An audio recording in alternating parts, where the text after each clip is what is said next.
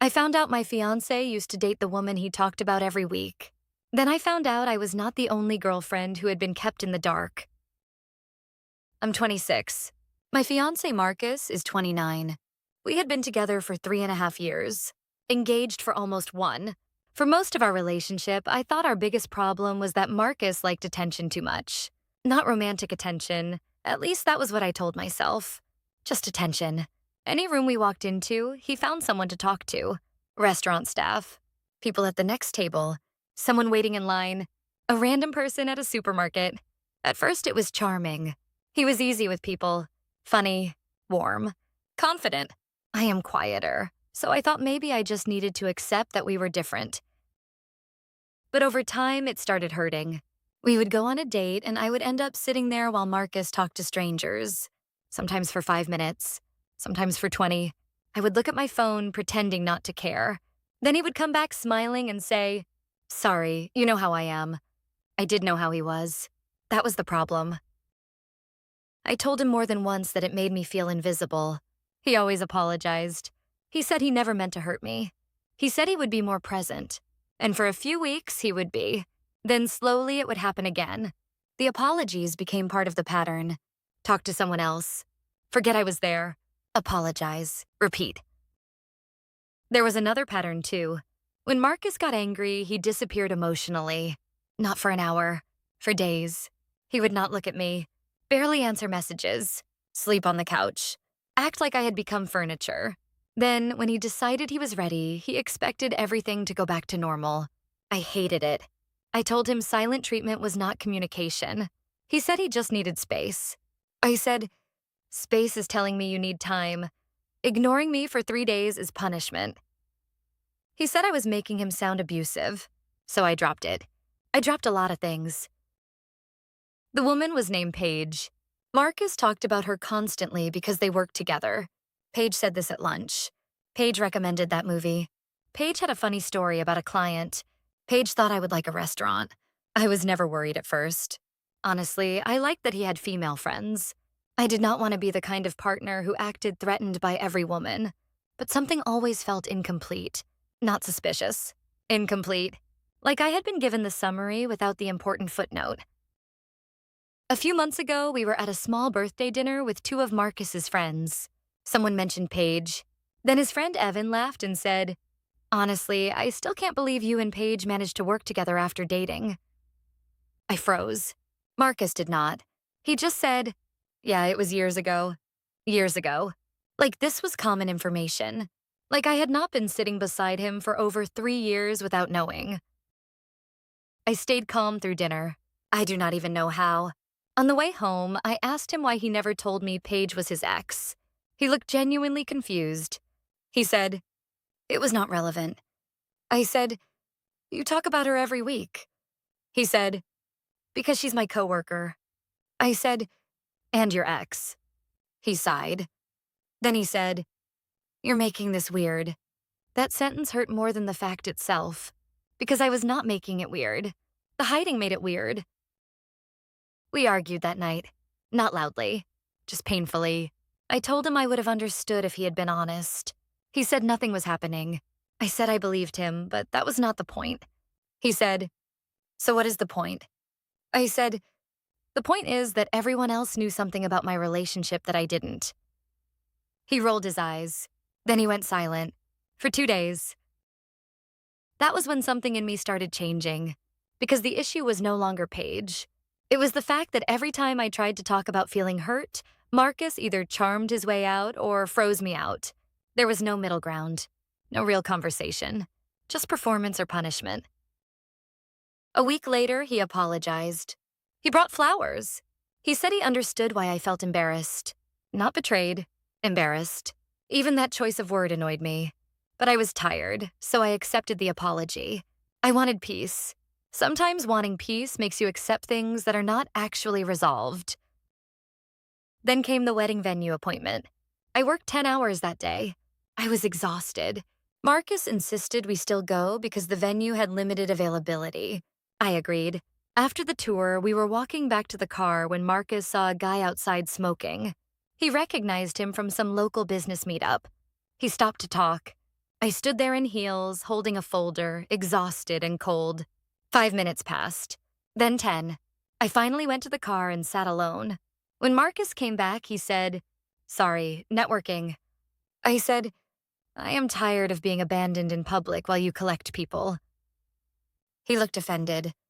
He said, "That is who I am." I said, "Then maybe who you are does not leave enough room for me." He was quiet the whole drive home. Then the silent treatment started again. This time I did not chase him. I did not apologize. I did not beg. I did not buy his favorite food. I slept in the bedroom and let him sleep on the couch. After 2 days, he accused me of being cold. I said, "I am matching your energy." He said, "That's childish." I said, "No. What was childish was punishing me for finally saying I felt ignored." The turning point happened because of Paige. Not because I found messages. Not because I caught them together. Because Paige contacted me. She sent a simple message. "Hey, I know this might be awkward, but did Marcus ever tell you we dated?" I stared at it for a full minute. Then I replied, "I found out recently." She said, "I'm sorry, I assumed you knew." Then she said something that made my stomach drop. "I also assumed you knew about Tessa." I asked who Tessa was. Paige took a long time to respond. Then she said Tessa had dated Marcus during a period when Marcus and I were supposedly taking space. Except Marcus and I had never broken up. We had one bad month. He was distant, cold, sleeping on the couch, barely touching me. I thought we were struggling. Apparently, he had told someone else he was basically single. Paige did not send me screenshots immediately. She said she did not want to get involved. But later that night, Tessa messaged me herself. She said she had only recently found out I existed. She said Marcus told her our relationship was over emotionally and that we were just stuck living together until the lease ended. That was a lie. A very specific lie. A lie with furniture around it. I confronted Marcus that night. I said, "Who is Tessa?" His face changed. Not much, but enough. He said, "Where did you hear that name?" I said, "Answer the question." He said, "That was complicated." I said, "No. Complicated is Paige being your ex and you not telling me. This is something else." He said, "We were in a bad place." I said, "You were giving me silent treatment. I did not realize that meant you were single." He tried to explain. He said nothing physical happened at first. He said he was lonely. He said he felt rejected. He said Tessa understood him. I asked, "Did you tell her you were engaged?" He said, "We were not engaged yet." I said, "We were together." He had no answer. Not a good one. Then he did what Marcus always does. He turned the room toward himself. He said he felt attacked. He said everyone was against him. He said Paige had always been bitter. He said Tessa was dramatic. He said I was letting other people poison our relationship. I said, "No, other people are finally filling in the parts you edited out." That was the first time I saw him look genuinely scared. The next day, his mother called me. Apparently, Marcus had told her we were having problems because I was jealous and insecure. She said, "Marriage requires forgiveness." I said, "So does it require honesty?" She went quiet. Then she said, "People make mistakes before they settle down." I said, "Then maybe he should have settled down before proposing." My friends are split. Some think I should leave immediately.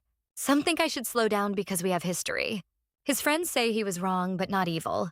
I do not know if evil matters. I am not trying to decide whether he is a monster. I am trying to decide whether I can marry someone who treats the truth like something I only deserve after someone else leaks it. Update 1. I took off my ring. Marcus cried when he saw. He said I was throwing away everything.